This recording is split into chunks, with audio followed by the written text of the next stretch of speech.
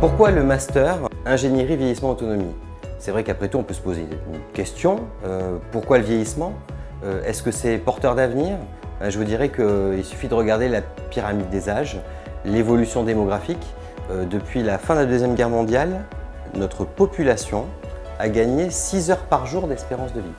C'est un truc incroyable, c'est jamais arrivé dans l'histoire de l'humanité. C'est un bouleversement sociétal majeur, mais évidemment, ça interpelle beaucoup sur à la fois nos structures sanitaires, mais aussi nos structures médico-sociales, évidemment. C'est tout le tissu de la santé qui se trouve interpellé par ce vieillissement. Pourquoi? Parce que vieillir, c'est une chance, mais le corollaire du vieillissement, malheureusement, c'est aussi l'apparition des maladies chroniques, c'est aussi l'apparition de ce fait de la mauvaise gestion des maladies chroniques, parce qu'on a un système de santé qui n'est pas si adapté que ça à la gestion de la polypathologie chronique. Et le corollaire de tout ça, c'est la perte d'autonomie et la dépendance.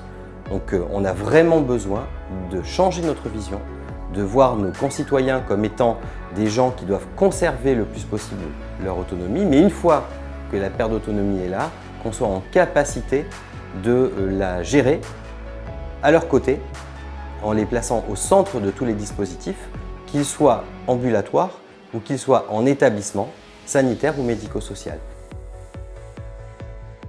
Et c'est ça que vous allez apprendre dans ce master. Vous allez apprendre à gérer, puisque vous serez des gestionnaires, ces enjeux du vieillissement, de la prise en soin globale, médico-psychosociale.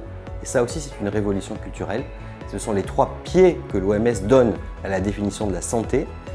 La santé, ce n'est pas la médecine. La santé, elle est médico-psychosociale.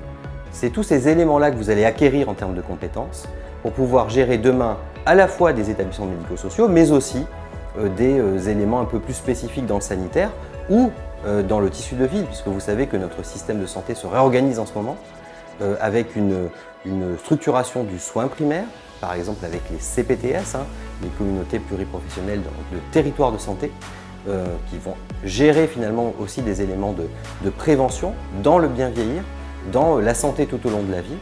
C'est vraiment cette dimension de continuum qu'il faut bien comprendre. Et puis après la prévention, le soin et le suivi. Et c'est ces éléments-là qu'on doit rendre robustes dans les parcours de nos personnes âgées.